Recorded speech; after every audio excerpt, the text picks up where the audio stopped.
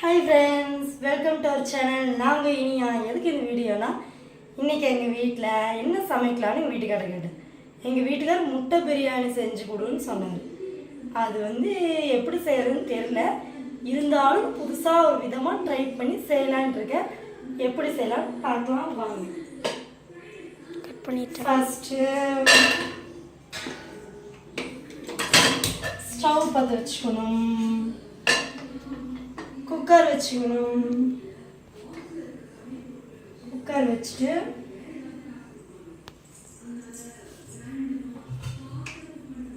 தேவையான பொருளை ஃபஸ்ட்டு எடுத்து வச்சுக்கணும். நெய், பெரிய வெங்காயம், இஞ்சி பூண்டு, தக்காளி, புதினா தழை, கொத்தமல்லி தழைலாம் கழுவி வச்சுருக்கேன். அப்புறம் குக்கர் சூடானதுக்கப்புறம் கொஞ்சம் ஆயில் சேர்த்திக்கணும்.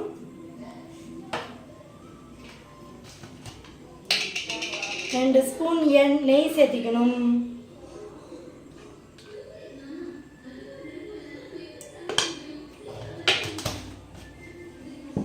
நெய் சேர்த்தினதுக்கப்புறம்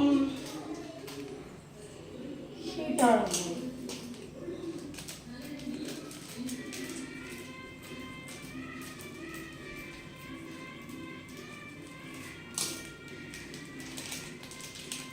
ஹீட் ஆனதுக்கப்புறம் 4 ஏலக்காய், அப்புறம் இந்த பிரியாணி இலை, அந்த அன்னாச்சி பூ அதெல்லாம் சேர்க்கணும்.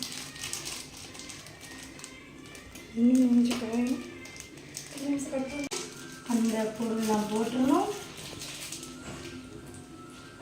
போட்டுட்டு நல்லா சிகப்பாகுதா ஆகும்போது பெரிய வெங்காயம், பச்சை மிளகாய் எல்லாம் ஆட் பண்ணிடுவோம்.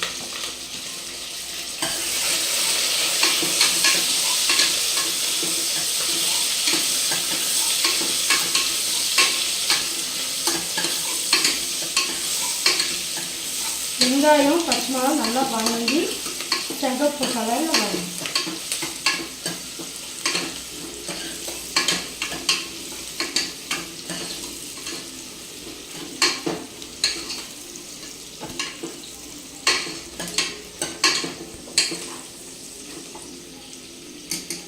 கொஞ்சம் ஃப்ரை ஆகட்டும்.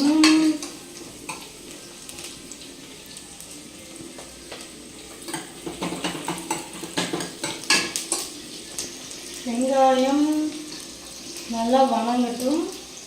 அப்புறம் புதினா தழை கட் பண்ணி வாஷ் பண்ணி வச்சுருக்கேன், அது இது கூட மிக்ஸ் பண்ணிடுவோம். வெங்காயத்து கூட புதினா தழை, கொத்தமல்லி தழையெல்லாம் இப்படி மிக்ஸ் பண்ணாவே அது நல்ல மணமாக இருக்கும். அப்போ இந்த பக்கம் மிக்ஸி சின்ன சாரில் 2 பட்டை, கொஞ்சம் சோம்பு, 2 கிராம்பு, அப்புறம் வாஷ் பண்ணி வச்சுருக்க இஞ்சி பூண்டு போட்டு அரைக்கணும்.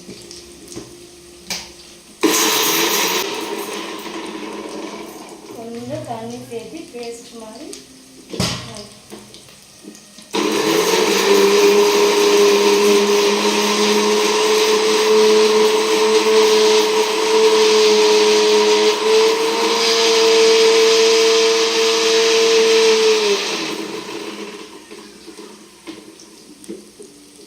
பேஸ்ட் மாதிரி அரைச்சிருச்சா. அப்புறம் இது கூட புதினா தழை நல்லா வதங்கினதுக்கப்புறம் இஞ்சி பூண்டு பேஸ்ட்டு சேர்க்கணும்.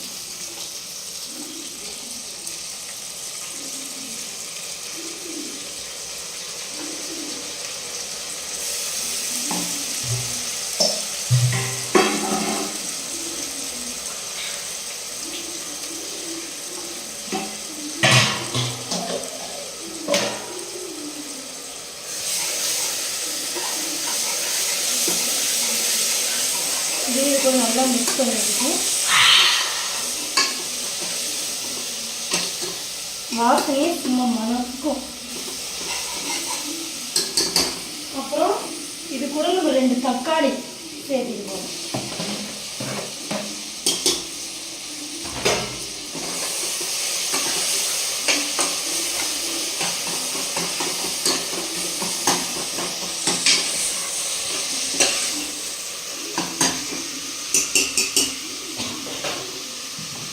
தக்காளி வதங்கிறதுக்கு கொஞ்சம் உப்பு போடணும்.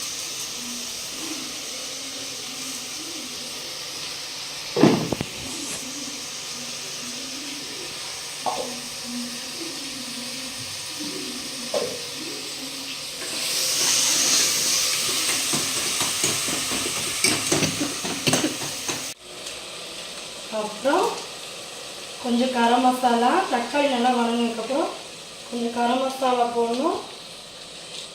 அப்புறம் பிரியாணி மசாலா ஆட் பண்ணணும். ஆச்சி பிரியாணி மசாலா தான் நல்லாயிருக்கும். ஆனால் என்கிட்ட கொஞ்சம் மிச்சம் இருக்கிறத அதை போடுறேன். கடையில் இங்கே இல்லை, அதனால சக்தி பிரியாணி மசாலா வாங்கியிருக்கேன். ஆனால் முடிஞ்சளவுக்கு ஆச்சி பிரியாணி மசாலா யூஸ் பண்ணினாக்கா சூப்பராக இருக்கும். கரம் மசாலா கொஞ்சம், பிரியாணி மசாலா கொஞ்சம் போட்டுட்டு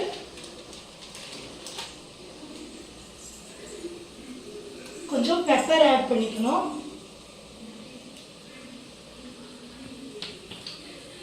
போட்டு நல்லா மிக்ஸ் பண்ணிக்கணும்.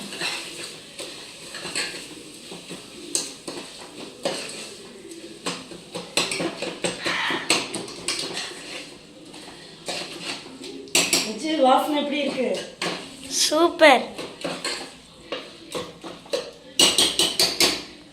அப்புறம் இது கூட தயிர் கொஞ்சம் ஆட் பண்ணணும். 3 ஸ்பூன் வர அளவுக்கு அதையும் நல்லா மிக்ஸ் பண்ணிடணும்.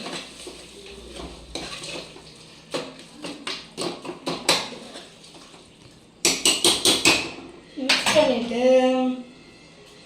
இப்போ நம்ம 3 முட்டை வேக வச்சுருக்கோம். அதை என்ன பண்ணணும்னா இப்படி ஃபுல்லாக அதுக்குள்ளே முழுசாக போட்டுடணும். 3 முட்டையும் முழுசாக போட்டுட்டு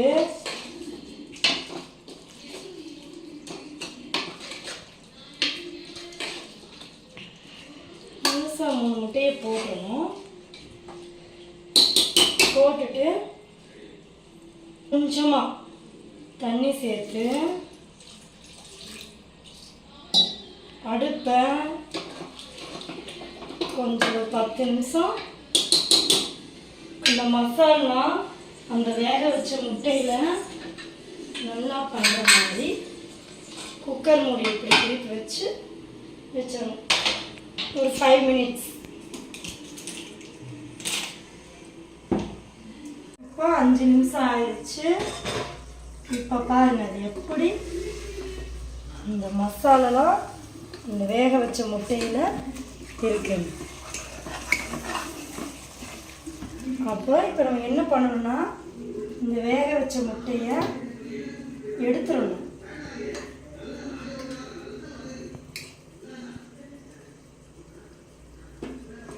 வேக வச்ச முட்டையை எடுத்துட்டு இப்போ என்ன பண்ண போகிறோன்னு தெரியுமா? இப்போ இந்த முட்டையை உடைச்சு ஊற்ற போகிறோம்.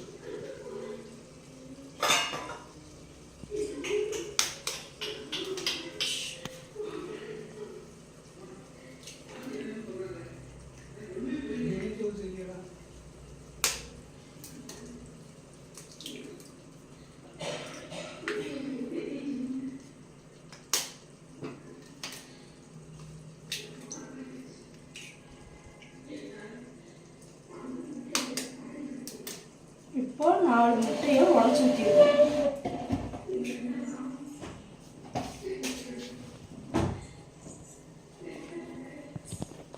முட்டையை உடைச்சி ஊற்றி அதையும் நல்லா மிக்ஸ் பண்ணிடுவோம். ஓரளவுக்கு ரொம்ப மிக்ஸ் பண்ணோம்னா முட்டைலாம் ரொம்ப இதாகும். அடுப்பு கொஞ்சம் ஸ்பீடாக வச்சு நம்ம டேஸ்ட்டுக்கு தகுந்த மாதிரி எத்தனை முட்டை ஊற்றணும் ஊற்றிக்கலாம். நான் 5 முட்டை உடைச்சி ஊற்றிருக்கேன்.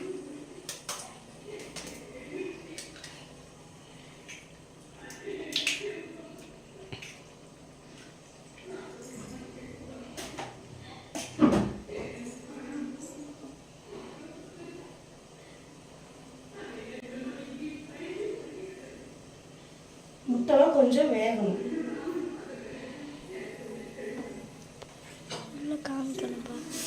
இந்த அளவுக்கு முட்டை முழுசாக இருக்கணும்.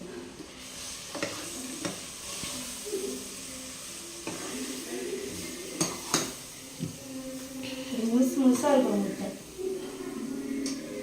ரொம்ப நேரம் கிளறி விடக்கூடாது. ஓரளவுக்கு முட்டை முழுசாக இருக்கணும்.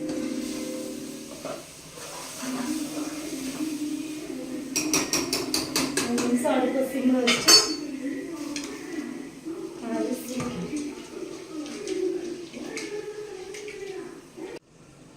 இப்போ அது கூட அரிசியை மிக்ஸ் பண்ணிக்கணும்.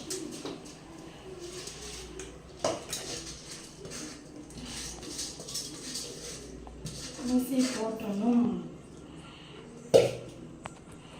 நான் அரைப்படி அரிசி போட்டு அதுக்கு 2 செம்பு தண்ணி.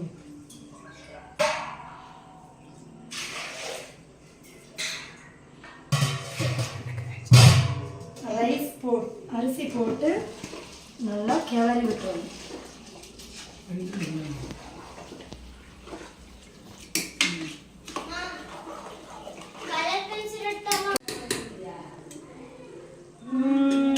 அரிசி போட்டு அரிசி நல்லா இதானதுக்கப்புறம் கொஞ்சம் பிரியாணி மசாலா போட்டுக்கோங்க.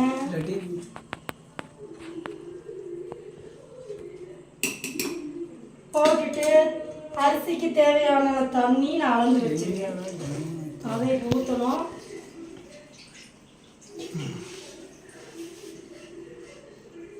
பேசாமல் எடுக்கணும். அரிசிக்கு தேவையான அளவு தண்ணி நான் அளந்து வச்சிருந்தேன். அதை ஊற்றிக்கலாம். ஊற்றிட்டு உப்பு காரம் கரெக்டாக இருக்கான்னு பார்க்கணும்.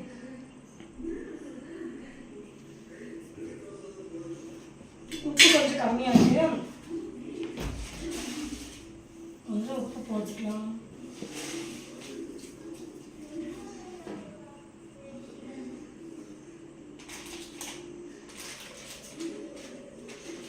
காரத்துக்கு தகுந்த மாதிரி பிரியாணி மசாலா போட்டுக்கோங்க.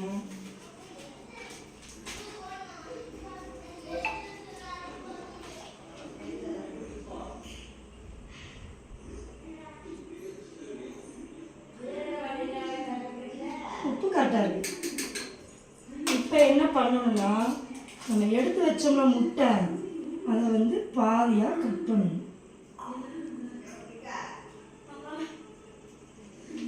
இப்படி பாதி ஓப்பன் கட் பண்ணி அதை வச்சு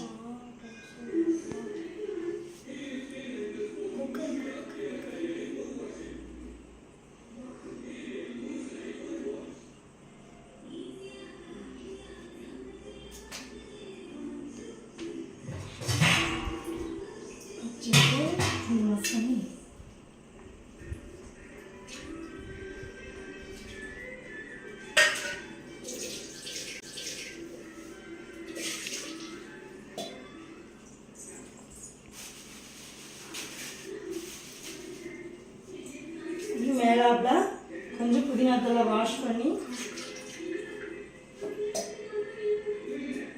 போட்டுட்டு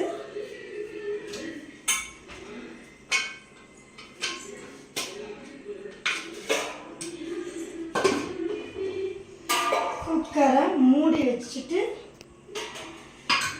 வெயிட் போட்டு 3 விசில் வந்ததுக்கப்புறம் முட்டை பிரியாணி ரெடி. 3 விசில் வந்ததுக்கப்புறம் எப்படி இருக்குன்னு பார்க்கணும். வெயிட் பண்ணுங்க.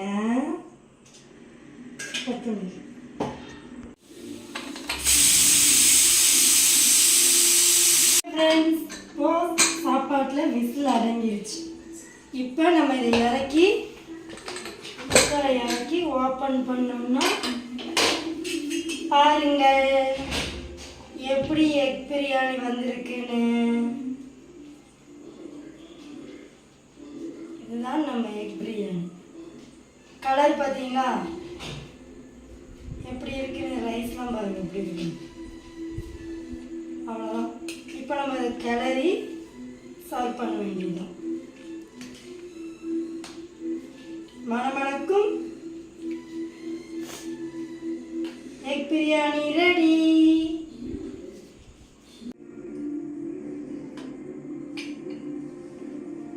அவ்வளோதான். மணமணக்கும் முட்டை பிரியாணி ரெடி. பாய். நாங்கள் சாப்பிட்றோம், நீங்களும் சாப்பிடுங்க, டேஸ்ட் பண்ணி பார்க்கலாம்.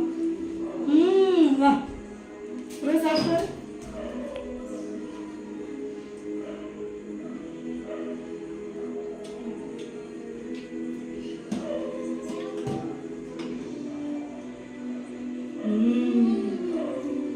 ஓகே ஃப்ரெண்ட்ஸ், முட்டை பிரியாணி டேஸ்ட்டாக இருக்குது. நீங்கள் உங்கள் வீட்டில் செஞ்சு சாப்பிடுங்க.